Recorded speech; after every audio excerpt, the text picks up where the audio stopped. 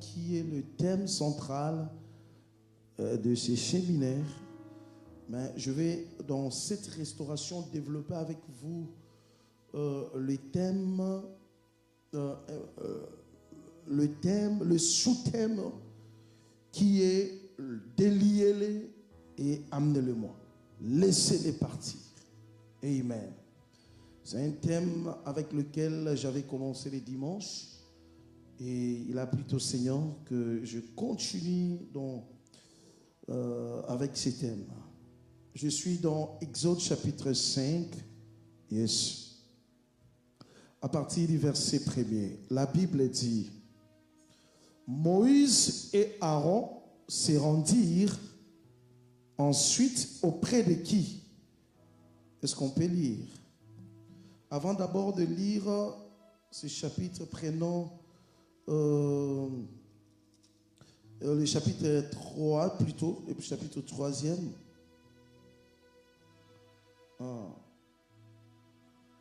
Yes. Chapitre 3.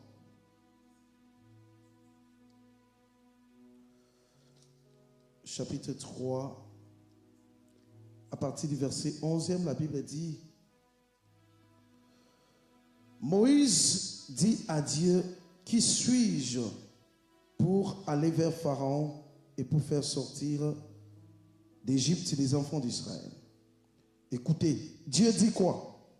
Dieu dit: je serai, verset 12, je serai avec toi et ceci sera pour toi les signes que c'est moi qui t'envoie. Amen. Amen. Quelqu'un peut me dire amen? Amen très fort. Alors lisez encore le verset 15e du chapitre 3. La Bible dit quoi? Dieu dit encore à Moïse: tu parleras ainsi aux enfants d'Israël. L'Éternel, le Dieu de vos pères, le Dieu d'Abraham, le Dieu d'Isaac et le Dieu Jacob m'envoie vers vous. Voilà mon alliance. Amen. Quelqu'un peut me dire amen très fort?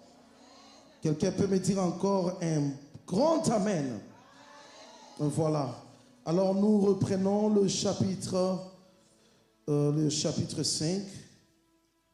Il y a un verset qui m'échappe, là où le Seigneur dit à Moïse: tu diras au roi d'Égypte de laisser aller mon peuple pour qu'il me serve, pour qu'il vienne offrir.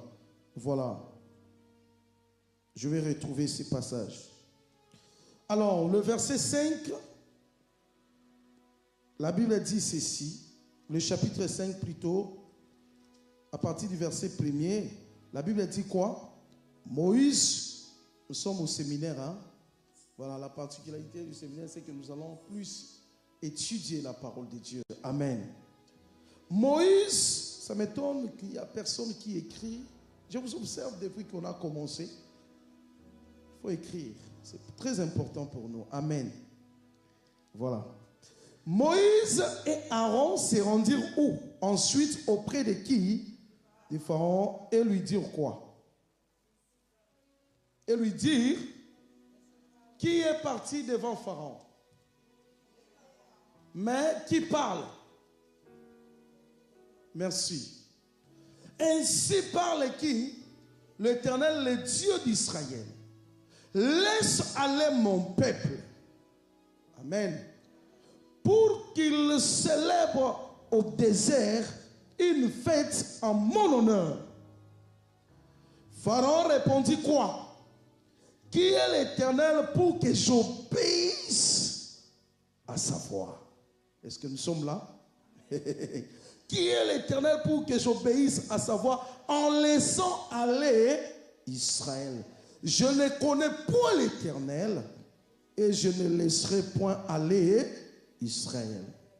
Ils dirent: le Dieu des Hébreux nous est apparu.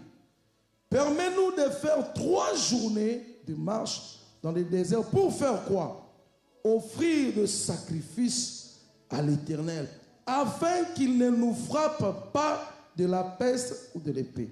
Le roi de l'Égypte leur dit, Moïse et Aaron, pourquoi détournez-vous le peuple de son ouvrage? Allez à vos travaux. Pharaon dit, verset 5, lisons ensemble.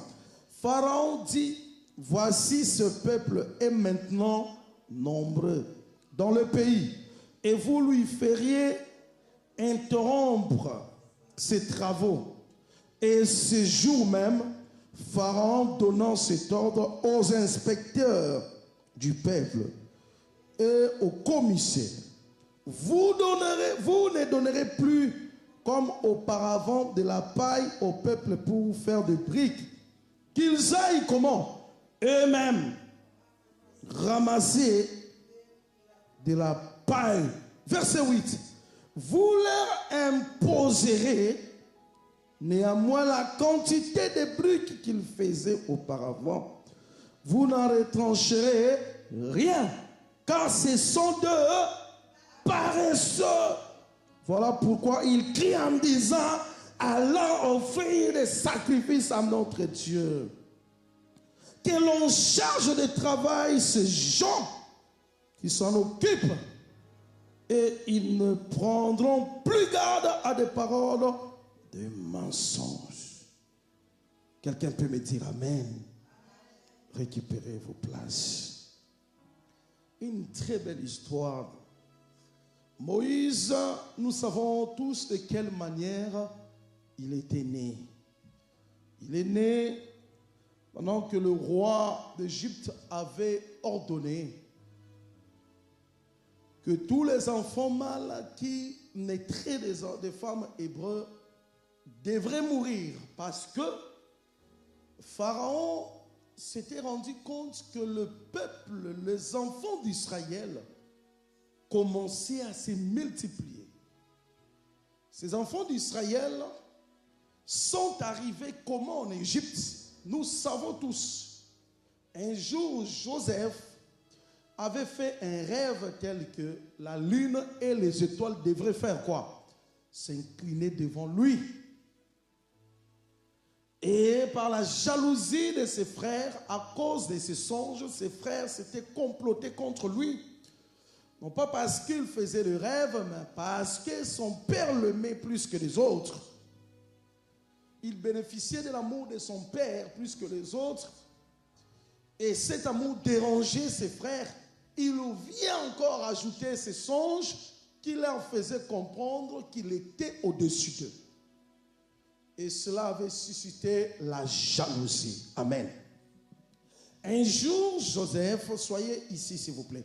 Un jour, Jacob avait envoyé ses enfants dans le champ pour aller paître les troupeaux. Et Jacob va appeler son fils Joseph. Il va lui dire, va dans les champs voir tes frères. Va prendre les informations sur comment ils se portent et tu vas me le rapporter. Joseph, en allant vers ses frères, la Bible dit de loin, ils les virent et ils dirent, voici le faiseur de songes. Allons, tuons-le et nous verrons ce que deviendront quoi? Ce rêve. Amen. La Bible dit, alors qu'ils voulaient le tuer, parmi eux, il y a les autres qui ont dit, non, c'est notre frère, on ne peut pas le tuer. Alors qu'il y a le marché des esclaves, mais vendons-le. Ah, c'était une bonne idée. Ils ont vendu Joseph, leur frère. Et Joseph se retrouvait en Égypte, serviteur de Potiphar. Nous savons après comment la femme de Potiphar l'aimait tellement, puisqu'il était beau, il n'a pas voulu, aller au lit avec la femme de Potiphar. Et cela lui a causé des problèmes. On est venu arrêter Joseph, il a été mis en prison. Après, comme il a interprété le songe, miraculeusement, le Seigneur a fait que Joseph arrive devant Pharaon, puisque Pharaon avait fait le rêve, un rêve qui ne pouvait être interprété que par Joseph.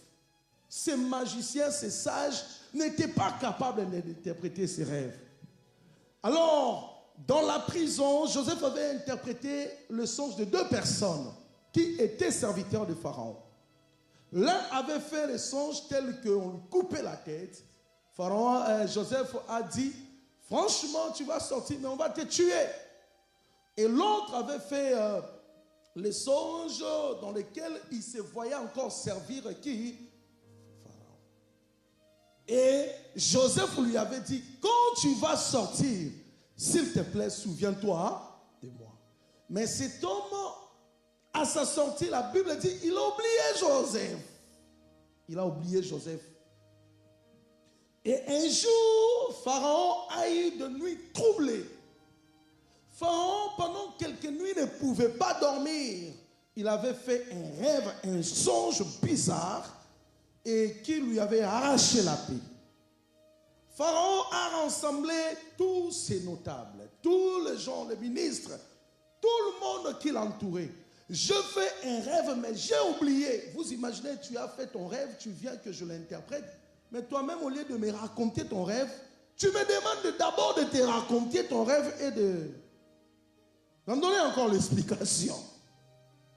Et à cette époque, j'aimerais nous signaler que Pharaon était comme Dieu. À cette époque, il était le Tout-Puissant. On ne pouvait pas blaguer avec, pas le Tout-Puissant, mais il était puissant. Voilà. Le Tout-Puissant, il n'y a que Dieu. Amen. Pharaon, quand il dormait, il lui suffisait juste de crier. Ah! Toute la terre tremblait. Tout le monde qui était autour de lui tremblait parce qu'on ne pouvait pas jouer avec Pharaon. Ce n'était pas comme le roi d'aujourd'hui. À cette époque, Pharaon était roi, était Dieu. Et la Bible dit, les magiciens, tout le monde qui l'entourait ne pouvait pas interpréter ses rêves. Mais cette personne qui était sortie de la prison s'est souvenue de Joseph. Il va dire à son maître, maître, lorsque tu nous avais mis en prison, avant que tu me fasses sortir et tuer l'autre, il y avait un Hébreu qui est fort dans l'interprétation des rêves. J'aimerais dire que ce que Dieu a mis en vous va vous défendre un jour. Perds tout ce que tu peux avoir, mais ne perds jamais ce que Dieu a mis en toi. C'est ça la grande richesse que Dieu t'a donnée. Et cet homme avait tellement bien interprété le rêve, et la chose a été faite comme lui avait interprété. Pharaon, bon, je crois qu'il avait râlé. Comment moi, le roi, on doit prendre un esclave, interpréter le rêve. Mais en fin de compte, je ne sais pas. En fin de compte, on l'a quand même fait venir. Et Joseph a interprété les rêves. Il a d'abord expliqué à Pharaon les rêves.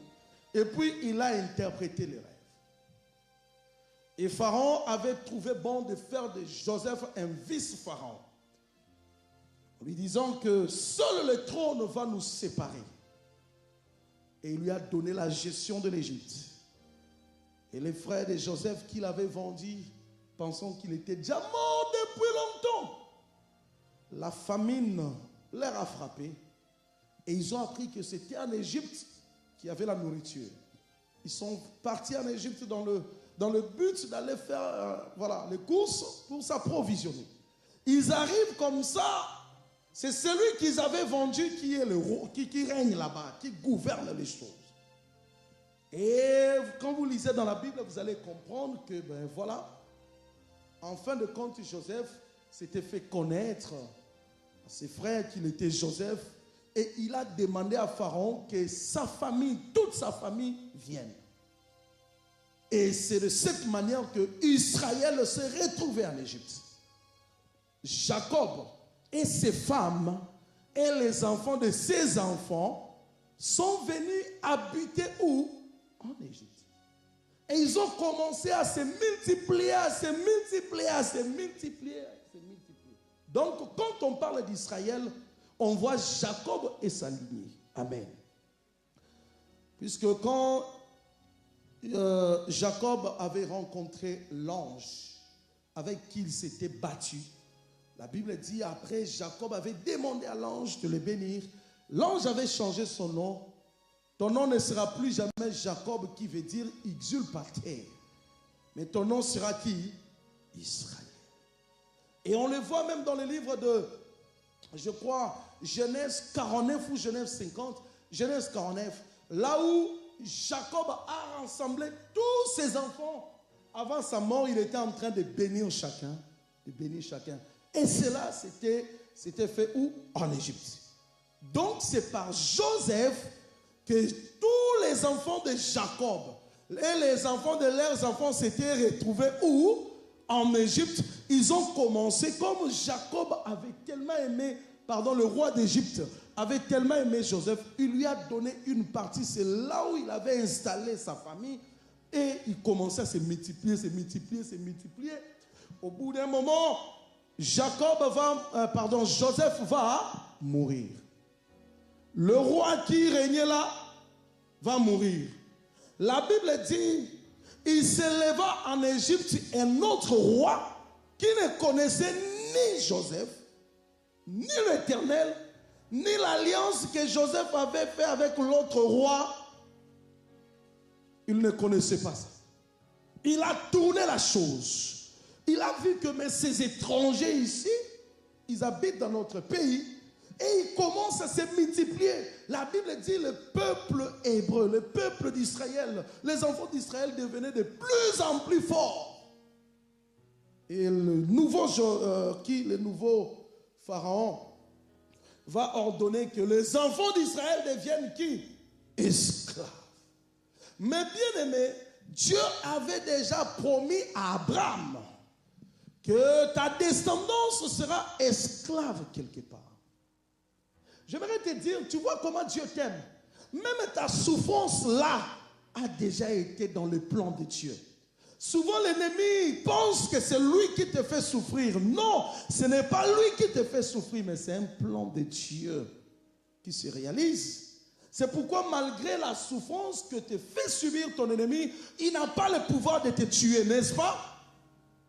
Il peut te faire du mal, il peut te combattre, mais te tuer, là, il n'a pas ce pouvoir-là parce que même alors qu'il est en train pendant qu'il est en train de te combattre, ta vie est toujours gérée par Dieu. C'est-à-dire que l'ennemi n'est rien du tout. Tu peux me dire amen ou pas? Voilà. Et c'est de cette manière que le peuple se retrouve. Dieu avait promis à Abraham que ton peuple sera esclave pendant 430 ans. Joseph est mort, Pharaon est mort, et les enfants d'Israël ont commencé à subir. Les promesses de Dieu dans nos vies, tout le monde cherche à ce que les promesses de Dieu se réalisent, n'est-ce pas? Oui, mais il n'y a pas que de belles promesses. Seigneur, je veux que tu me donnes l'argent. Tu m'avais promis l'argent. Oui, ça va se réaliser. Mais si le Seigneur avait promis que tu souffres pendant un moment, ça se réalisera aussi. Les enfants de Dieu n'aiment pas ce genre de prophéties. Et le peuple a commencé à souffrir. Pharaon ne faisait que faire souffrir le peuple. Quand le peuple avait la possibilité d'ouvrir la bouche, c'était pour crier, pour se lamenter, pour pleurer. Le peuple n'a jamais été joyeux. Chaque jour, on leur faisait souffrir. Et après un moment, le peuple devenait tellement plus puissant, et les enfants des Hébreux étaient très intelligents. Le roi d'Égypte va ordonner que tous les enfants qui vont naître, si c'est un garçon, qu'on le tue. Il va ordonner aux femmes sages. Mais Dieu a coopéré avec les femmes sages. Et c'est de cette manière que Moïse était né. Sa maman avait vu que l'enfant était beau. Non, je ne peux pas tuer mon enfant. Il a gardé.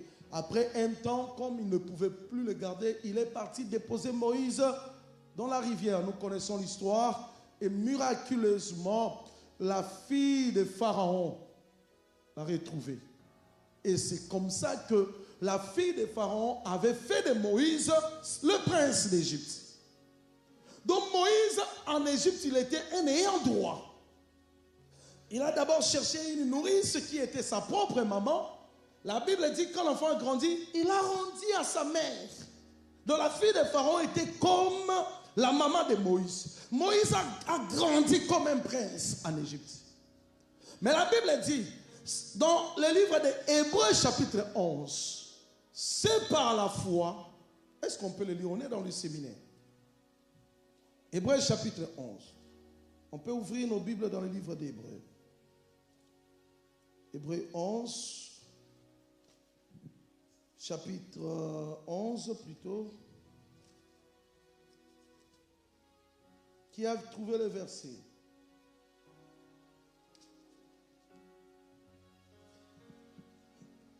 Hein? Oh, mais vous n'avez pas trouvé le verset. J'ai donné le chapitre. Hein? Il n'y a pas de délai. Voilà, verset 23. On commence à partir du verset 23. Apprenons à lire la parole de Dieu. Amen. C'est par la foi que Moïse, à sa naissance, fit comment? Caché pendant 3 mois par ses parents. Parce qu'ils virent que l'enfant était beau et qu'il ne craignait pas l'ordre du roi. Verset 24. C'est par la foi que Moïse fait quoi? Devenu grand, refusa d'être appelé fils de la fille de qui? Vous avez vu ça? C'est par la foi que Moïse, devenu grand, refusa d'être appelé fils de la fille de Pharaon. Verset 25. Oh, est-ce que tu lis avec moi? Aimant mieux être maltraité avec le peuple.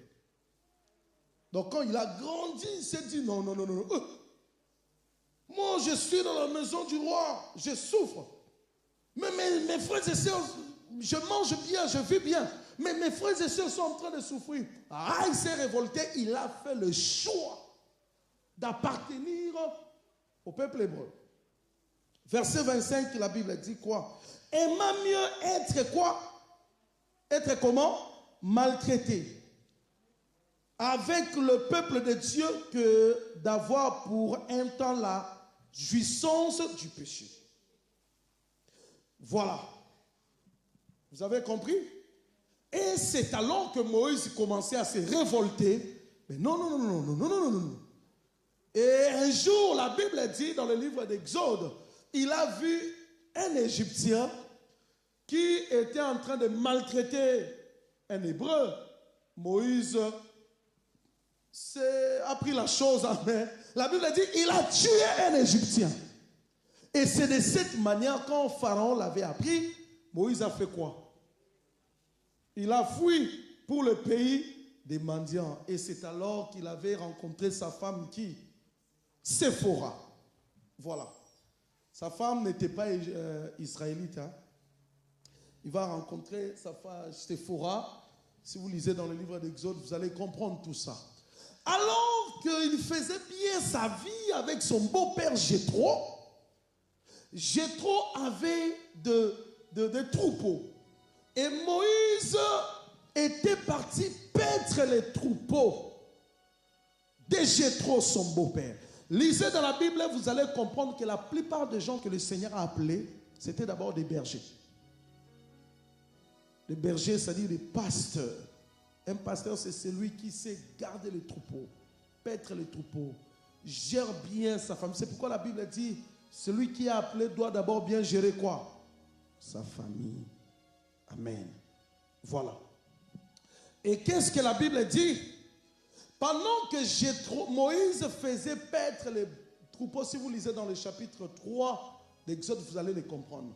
Pendant que Moïse faisait paître les troupeaux de Jéthro, son beau-père, or que Pharaon avait oublié que la souffrance qu'il faisait subir les enfants d'Israël avait un temps marqué par Dieu, avait une fin selon les plans de Dieu.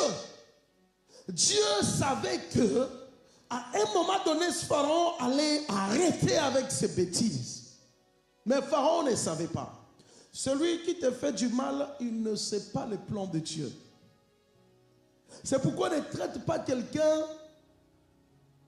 en tenant compte de sa vie actuelle, de la circonstance actuelle. Il se peut qu'il est là, il paraît rien, mais tu ne sais pas ce que Dieu a mentionné pour lui demain. Et la Bible dit quoi? Pendant qu'il faisait paître le troupeau, lui ne savait même pas. Et Dieu dit, Moïse, buisson ardent. Il se détourne comme ça, il ne comprend rien. Et Dieu lui fait comprendre que moi je suis le Dieu d'Abraham. T'as entendu parler d'Abraham? Oui, apparemment. Bon, voilà.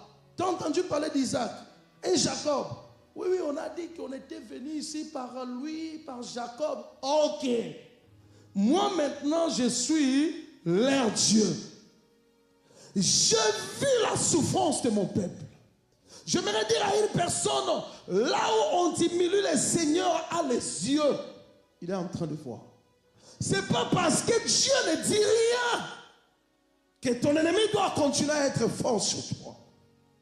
Le silence de Dieu n'est pas sa faiblesse. Attention quand tu fais souffrir un enfant de Dieu, et si Dieu ne dit rien, fais très attention. J'ai vu. C'est-à-dire qu'il n'y a rien qui se passera dans ta vie sans être sous le contrôle de Dieu. J'ai écouté ces cris. J'ai vu tout ce que lui fait subir l'Égyptien. Et je suis venu pour les délivrer. Ah bon? Mais depuis que moi je suis né, je n'ai jamais écouté des choses comme ça. Ok, va chez Pharaon. Tu diras à Pharaon que le Dieu des Hébreux m'a envoyé pour que tu laisses aller mon peuple, afin que mon peuple aille m'offrir le sacrifice. Que mon peuple aille faire ce qu'il n'a jamais fait depuis qu'il est mon peuple. Tu vois pourquoi le Seigneur te délivre? Parce que Dieu veut que tu ailles faire ce que tu n'as jamais fait pour lui. Tu n'es pas délivré pour retourner dans tes anciennes habitudes. Tu es délivré pour aller faire pour Dieu ce que tu n'as jamais fait pour lui. Tu comprends pourquoi Dieu veut te restaurer? Le peuple, je vous ai dit au début, quand le peuple avait l'occasion d'ouvrir sa bouche, c'était pour pleurer. Mais ici, Dieu dit à Pharaon, laisse aller mon peuple parce que ça fait longtemps qu'il est dans des pleurs. Je l'ai écouté pleurer. Finis ces refrains. Je veux que mon peuple rigole un peu. Wow. Dieu veut te restaurer pour que tu rigoles un peu. Que tu te réjouisses un peu. Pour que tu célèbres un peu. On célèbre quand on est libre, quand on est dans la joie. C'est-à-dire que Dieu voulait changer la vie des enfants d'Israël. Va les libérer pour les conduire où? Dans les pays où coule le lait et les miel. Ah bon? Après le débat, la discussion avec Dieu, Moïse enfin est convaincu. Dieu rajoute à cette mission son frère qui? Aaron. Ils se sont présentés devant le roi d'Égypte. Moïse, en se présentant devant l'Égypte, il n'a pas parlé au roi d'Égypte en son nom.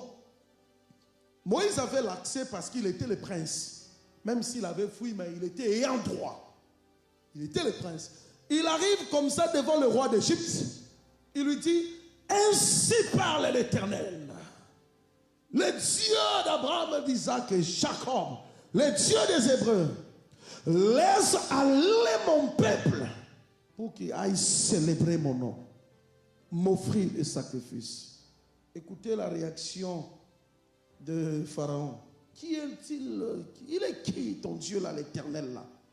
Ça veut dire que quand Dieu va te restaurer, Dieu se fera connaître aussi par tes ennemis. Tu sais pourquoi Dieu veut te libérer? Parce qu'il a aussi besoin que ton ennemi là le connaisse. Connaisse qui il est. Hier, je vous ai dit, et en ce moment ici, le peuple les Hébreux, le peuple d'Israël ne savait même pas que Dieu était en train de négocier avec Moïse. Moïse a écouté Dieu sans que le peuple le sache. Moïse a commencé à faire les démarches sans que le peuple de Dieu le sache. Il se fait que tu es là en train de pleurer, mais il y a des téléphones déjà qui sont en train de sonner en ton honneur. Ici, on n'a pas l'habitude de dire Amen aux gens. Voilà. Il se fait que tu es là, tu pleures, tu manques de quelque chose, mais tu ne sais pas. De l'autre côté, il y a déjà des conversations en ta faveur. Ici, on n'a pas l'habitude de dire Amen gratuitement. Il se peut que tu es là, tu ne sais pas l'affaire va finir comment. Mais de l'autre côté, il y a les gens qui ne dorment pas. Alors je déclare à partir de maintenant, celui qui est important pour ta bénédiction, je vais lui priver le sommeil au nom de Jésus. Je lui arrache le sommeil jusqu'à ce qu'il va résoudre ton problème. Dire Amen ici, c'est payant ou comment? Ah, voilà. Le peuple continue à souffrir. Laisse-moi te dire que ta souffrance ne veut pas dire que tu ne seras jamais béni. Tu peux être dans la souffrance, mais tu es déjà béni. Oui, au réveil de la foi, l'amen est payant. Le peuple continue à souffrir. Jusqu'à quand le Seigneur va nous laisser comme ça? Jusqu'à quand? Jusqu'à quand? J'aime Dieu. Lorsqu'il travaille, il n'a pas besoin de te dire qu'il a déjà commencé à travailler. Dieu a besoin de te mettre au courant lorsque le travail est déjà fini. Tu m'as compris ou pas? Pendant que Dieu est en train de travailler pour toi, il n'a pas encore besoin de te le dire. C'est pourquoi tu peux toujours, on prophétise sur toi, tu seras ceci. Mais après tu rentres à la maison, souffrance encore. On te dit cette année tu auras l'enfant, l'année termine, pas d'enfant. Et tu auras le travail, tu déposes ton CV, refus. Cela ne veut pas dire que Dieu est menteur. Il n'a pas besoin que tu voies son chantier. Mais Dieu a besoin de te présenter les résultats. Dieu n'est pas un simple parleur. Il n'est pas quelqu'un qui parle pour parler. Dieu a besoin de te montrer quoi? Les résultats. L'amen n'est pas gratuit ici. Et voilà. Moïse est déjà Pharaon, est déjà devant Pharaon. J'aimerais dire à une personne, malgré que tu continues à pleurer, je t'annonce que Moïse est déjà devant Pharaon.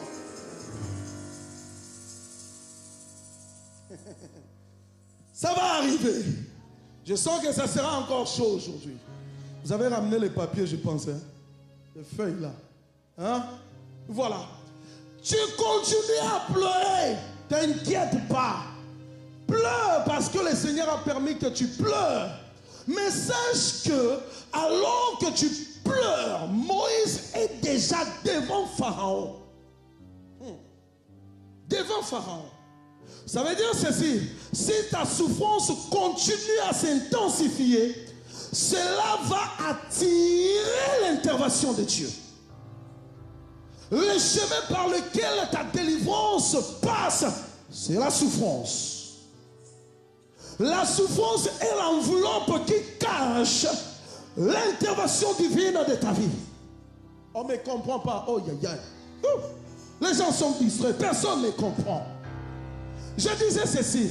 Souvent les pleurs sont les enveloppes qui cachent la joie. J'aime prêcher en Afrique, mon Dieu. Ou si c'était au Ghana, chez les anglophones là. Amen, man of God. Amen. J'aimerais dire à une personne, c'est pas parce que toi tu pleures que Dieu reste sans intervention. Tu continues à pleurer, mais là-bas, Dieu a déjà envoyé Moïse devant Pharaon. Ah oui. C'est pourquoi je vous ai dit que l'homme de Dieu, ce n'est pas quelqu'un avec qui tu peux blaguer. Amen.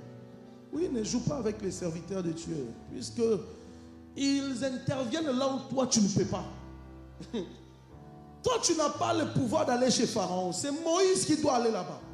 Les serviteurs de Dieu, ce n'est pas quelqu'un avec qui tu dois blaguer. Ils voient en avance ce que toi, tu ne vois pas. Voilà. Il entend Dieu et il entend aussi Pharaon. Il parle avec Pharaon et il parle avec Dieu. À ce moment-là, le peuple était innocent. Mais Moïse, Va aller dire à Pharaon, je vous sens un peu distrait ce soir. Oh là là, je n'ai pas besoin que vous soyez distrait, sinon ça va empêcher le travail qu'on va faire. Moïse va se présenter devant Pharaon. Pharaon, laisse aller le peuple de Dieu. Ainsi parle l'Éternel. Oh, oh. Pharaon a dit à Moïse, Moïse, toi, s'il vous plaît, s'il vous plaît, s'il vous plaît. Pharaon a dit à Moïse, Moïse, toi le prince, d'ailleurs on te cherche, non? Non, non, non, oui, vous me cherchez, mais l'Éternel a dit. Ah bon? Qui est l'Éternel? L'Éternel a dit. La Bible dit, quand Pharaon a écouté Moïse, il a rajouté la souffrance. Il a dit, si moi obéir à l'Éternel, non, non, non, non, non, je ne le connais pas. Et Pharaon a multiplié la souffrance du peuple. Tu vois, 20 jours de prière, tu fais 20 jours de jeûne et prière. Mais après 20 jours de prière, rien ne marche. 3 jours de prière à sec, on te les recommande, tu le fais. Mais après 3 jours de prière à sec, rien ne marche. Si tu vois Pharaon continuer à intensifier la souffrance, sache que tu es devant la porte de ta délivrance. Ah ouais. Si tu vois tes larmes continuer à couler abondamment, sache que ta libération est arrivée. Si tu vois Pharaon tirer la corde, serrer la corde, sache que ta délivrance est arrivée. Tu sens des blocages, tu tournes à droite, blocage, gauche, blocage. Ce que tu dois faire, continuer à crier. Continuer à crier. Lisez dans le livre de Daniel. Le peuple prie, Daniel prie le Seigneur. Dieu entend le cri de Daniel. Il envoie l'ange. Lorsque l'ange a été envoyé par Dieu, le roi des Perses, le roi, vous savez, c'est pas honorant, c'est pas bien de parler pendant qu'on est en train de vous prêcher. Ça nous déconcentre et ça vous empêche vous-même à saisir ce que le Seigneur est en train de vous faire comprendre. Pendant la prédication, pendant le culte, pendant l'église, laisse au prédicateur de parler. La seule chose que vous pouvez dire, c'est Amen pour saisir ce qu'on est en train de vous dire. Amen. Si on veut causer, on peut attendre après le culte, on peut bien parler. Amen. Voilà. Daniel a prié, Dieu a envoyé Gabriel. Gabriel arrive là-bas. Le roi de Perse saisit Gabriel pendant 21 jours. Mais Daniel était en train de continuer à prier, Oh! Mais Dieu dit à Michael, mais ça fait longtemps que j'ai envoyé Gabriel. Mais pourquoi Daniel continue à pleurer? Gabriel va. Ah! Cette histoire m'a inspiré. Dieu a envoyé la première intervention. Satan s'est senti fort. Il a bloqué Gabriel. Or qu'il ne savait pas qu'en bloquant Gabriel, il donnait juste l'occasion à Dieu d'envoyer celui qui était plus que Gabriel. Ça veut dire ceci, tu pries, les choses ne marchent pas, tu continues à pleurer, les choses tournent mal. Toi, ne te décourage pas, reste dans la prière. Ça tarde parce que Dieu veut te donner l'occasion, Dieu veut te donner ce qui est plus que ce que tu lui demandes. Une parole comme ça, on lui dit Amen. Voilà. Tu pries, rien ne marche. Tu cherches, tu ne trouves pas. Ne te décourage pas. Continue à chanter pour Dieu. Continue à jeûner. Continue à prier. En faisant ainsi, tu donnes l'occasion à Dieu de te donner plus que ce que tu lui as demandé. Ne te décourage pas parce que ça tarde. Oh non, je suis découragé. Comme une femme, je tais le nom. Une femme m'a appelé dernièrement pour me dire, homme de Dieu, ça tarde, je suis fatigué. Il y a le mari de ma voisine qui est en train de me courir derrière. J'ai toujours refusé parce que je crains Dieu. Mais homme de Dieu, là j'ai 40 ans, je n'ai pas d'enfant. Mais ce n'est pas moi qui ai cherché le mari, c'est lui-même qui vient. Moi, je ne vois pas pourquoi je dois refuser. Il est beau, il est nanana, mais ce n'est pas moi. Tu n'as pas besoin de faire ça. Si jusqu'à l'âge de 40 ans, Dieu ne te donne pas le mariage, c'est que Dieu a prolongé même la date de ta mort. Aïe.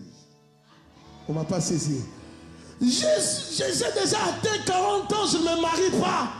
Ah non, non, non, je ne me marie pas, pourquoi? Ah, c'est un signe que tu ne mourras pas avant 120 ans. C'est pourquoi la Bible dit, si la promesse tarde, fais quoi? Car elle s'accomplira. Et elle s'accomplira certainement. Si jusqu'à 45 ans, tu n'as pas de mariage, ne te décourage pas. Dis juste que je ne mourrai pas avant 120 ans. La date de la mort est encore prolongée. Ah oui? Puisque tu n'es pas éligible à la mort avant la réalisation de toutes les promesses que Dieu t'a faites. Tu ne dis pas Amen. Donc toi, la seule fois que tu parles fort, c'est quand tu te chamailles avec quelqu'un.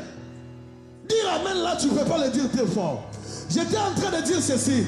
Si jusqu'à 45 ans, tu n'as pas toujours les enfants, sache que la date de ta mort là n'est pas encore décidée. C'est que la mort est loin de toi. C'est que la mort est loin de toi. Il ne faut pas incriminer Dieu. Seigneur, pourquoi les années passent? Je ne touche toujours pas ce que tu m'as promis.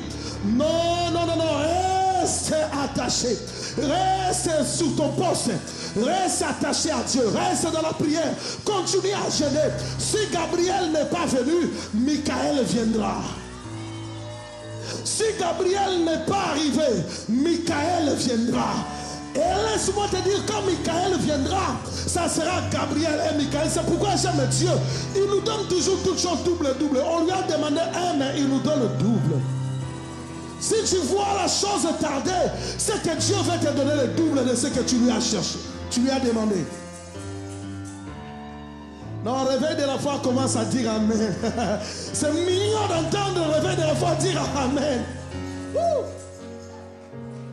Ne te plains plus, ne te dérange pas. Même si ça tarde, attends-là. Continue à dire, mais toi, depuis que tu pries, ton Dieu ne change pas. Regarde, l'âge est avancé. Je vais continuer encore à prier. Je vais continuer encore à prier. Je vais continuer encore. Ton Dieu n'agit pas. Moi, je vais rester encore dans sa présence.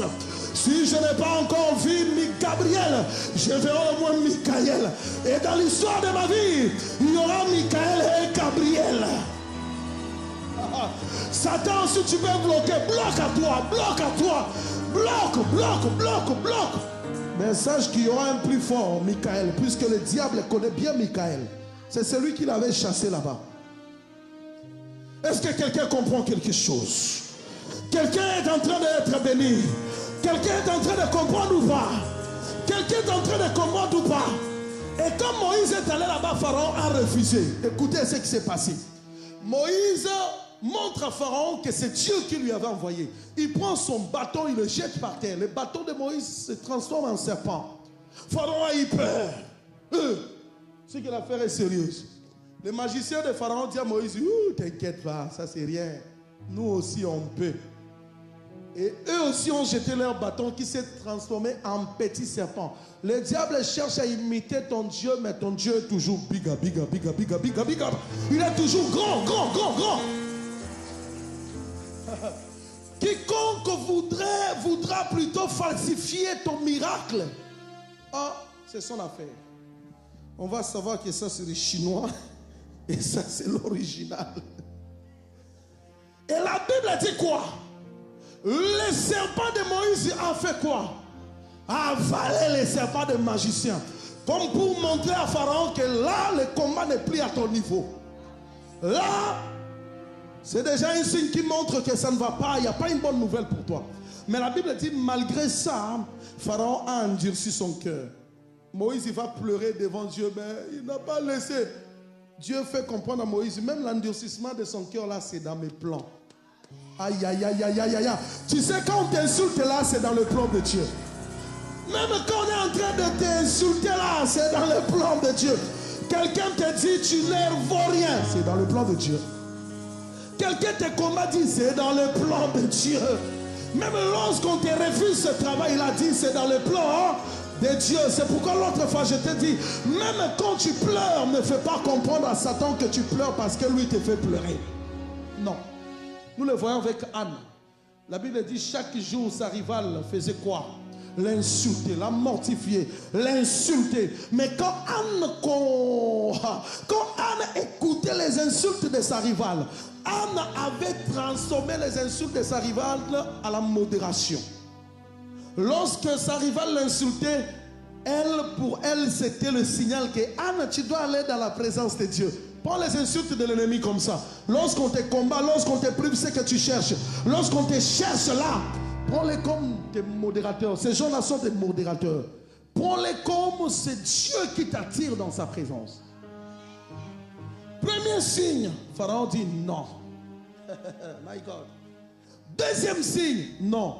J'aimerais dire à une personne, tu sais que s'il y a quelqu'un qui ne lâche pas facilement, c'est Dieu. Dieu ne cède pas. Non. C'est pourquoi toi aussi ne cède pas. Si tu t'es mis en prière là, ne cède pas. Dieu ne cède pas. Tant que Dieu n'a pas le résultat qu'il cherche, il ne cède pas. Pharaon refuse. Non. Libère le peuple. Non. Troisième signe. Libère le peuple. Non. Quatrième signe. Aïe, aïe, aïe, aïe. Bien aimé, s'il y a eu 1, il y aura un 10. Bon, jusqu'à ce que Dieu a dit, bon, ok, les 430 ans, c'est déjà bon ou pas? Les anges lui ont dit, oui, oui, Seigneur, les 430 ans déjà, it's over. Dis avec moi, it's over, over, over. It's over. Apprends à parler un peu en anglais, c'est pour ton avantage. Dis, it's over. Et Dieu dit, maintenant, je vais vous faire goûter le travail que Jésus, un certain Jésus, viendra réaliser sur la croix. Vous allez prendre l'agneau, le numéro que les magiciens de Pharaon ne sauront pas interpréter, imiter. Vous prendrez l'agneau, vous allez tuer, vous allez le manger et vous prendrez le sang de l'agneau, vous le placerez sur les linteaux. L'ange de la mort va vous frapper. L'ange de la mort va passer. Et lorsqu'il trouvera le sang, il passera outre. Et la Bible dit ceci. L'ange de la mort est passé, il y a eu de pleurs. Il a frappé depuis la maison de Pharaon, le héritier du trône, celui qui devait hériter le trône. Il est mort. C'est-à-dire que si quelqu'un te combat, il est juste en train de travailler pour sa perte sans le savoir. Tu as compris ou pas? Celui qui te bloque est juste en train de travailler pour sa perte. Celui qui refuse de te bénir est juste en train de travailler pour sa perte. Tu comprends? Celui qui te combat là, il travaille pour sa perte. C'est pourquoi il ne faut pas avoir le temps de te chamailler avec quelqu'un. Il t'insulte, laisse-le. Il travaille pour sa propre perte. Il te bloque pour sa propre. Ici, on ne parle pas. Il te combat pour sa propre. Voilà. Et la Bible dit, lorsque l'ange de la mort est passé, ah, j'aime ça. La chose que tu cherchais, tu ne l'as pas trouvée. Tu as frappé la porte à droite. La porte était toujours fermée. À gauche, fermée. Mais il est temps que la porte vienne jusqu'à toi pour s'ouvrir devant toi-même. Tu es allé frapper à la porte était fermée. Tu as cherché, c'est fermé. Mais il est temps que le travail vienne jusqu'à toi. C'est pourquoi je proclame le télétravail chez toi. Le travail que tu as longtemps cherché, va. La porte qui a refusé de s'ouvrir quand tu l'avais frappée, cette porte reviendra devant toi-même pour s'ouvrir. Vous savez ce qui s'est passé? Pharaon et ses ministres se sont levés. Ils sont partis chercher qui? Moïse. Hey. Ah, ça j'aime. Personne. Quelqu'un ne comprend pas. Pharaon, Moïse a fait les démarches. Moïse a fait les démarches. Il a fait les démarches. Première fois. Je vous dis, tout ça, ce n'était pas en une année. Ouais, pour que le peuple soit libéré. Ce n'était pas une année, 2 ans, 3 ans, 4 ans. Non. Je crois que c'était entre 13 ou 17 ans comme ça. Ce n'était pas facile. Vous savez, pendant plusieurs années, tu cherches quelque chose. Tu ne la trouves pas, tu ne le trouves pas. Mais la chose va connaître ton identité, ton adresse. Je déclare que la chose que tu as cherchée, je viens la communiquer, ton adresse. La chose viendra te chercher au nom de Jésus. Je le déclare au nom de Jésus. Et vous savez ce qui s'est passé. Pharaon est venu. Moïse, hey, sortez. Avec précipitation. J'aime Dieu. Aïe, aïe, aïe, aïe. Dis avec moi, j'aime Dieu. Dis avec moi, j'aime Dieu. Dieu a dit ceci. Depuis longtemps, si Pharaon avait laissé partir les enfants d'Israël, peut-être que les enfants d'Israël allaient déjà travailler et posséder des biens. Mais comme il n'a pas laissé partir les enfants d'Israël, ils sont en retard. Alors que moi, je vais les faire sortir là pour aller souffrir. Non, je vais commencer à provisionner leur vie, mais avec le bien des Égyptiens. Waouh! Les enfants d'Israël ont donné, Moïse a donné la condition au Pharaon. Oui, nous allons partir, mais il faut que les Égyptiens nous donnent le bien. Il arrivera un moment où tu seras le maître de celui qui t'a dominé. Tu ne crois pas? Tu seras le maître de celui qui t'a dominé. La Bible dit que les Égyptiens ont donné des présents au peuple. Et le peuple est sorti en vainqueur. Dis avec moi, en vainqueur. Tu n'as pas à forcer. Quand le temps de ta délivrance arrive, cela se fera automatiquement. Ça se fera automatiquement. Dis avec moi, automatiquement. Automatiquement. Et les enfants d'Israël est sorti. Lisez dans le chapitre 14 et chapitre 13, 14, 15. Vous allez voir que le peuple, depuis qu'il est peuple, c'était la première fois qu'il chante un cantique.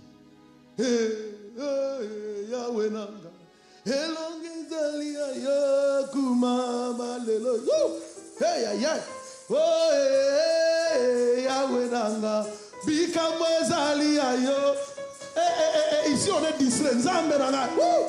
Oh, kumama lelo yo. Yes, elongananga. Lelo yo. Hey, yende bikamananga. Hey. Oh, yonde succédanga. Okuma. Lelo yo. Yonde solutionanga. Okuma. Lelo yo. Yonde lobikonanga. Okuma. Lelo yo. J'annonce cela dans ta vie. Depuis que tu es né, si tu n'as jamais chanté, le temps de chanter est arrivé. C'est l'heure de chanter. C'est l'heure de chanter. C'est l'heure de célébrer Dieu. C'est l'heure de célébrer Dieu. Au nom de Jésus.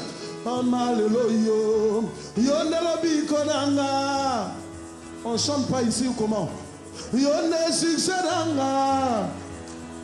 Lelo yo, yonde bikamwananga okuma. Lelo yo, yonde nyonsonanga okuma. Lelo yo, yeselonga nanga. Mama lelo yo, yonde lobikonanga okuma. Malelo yo, yonde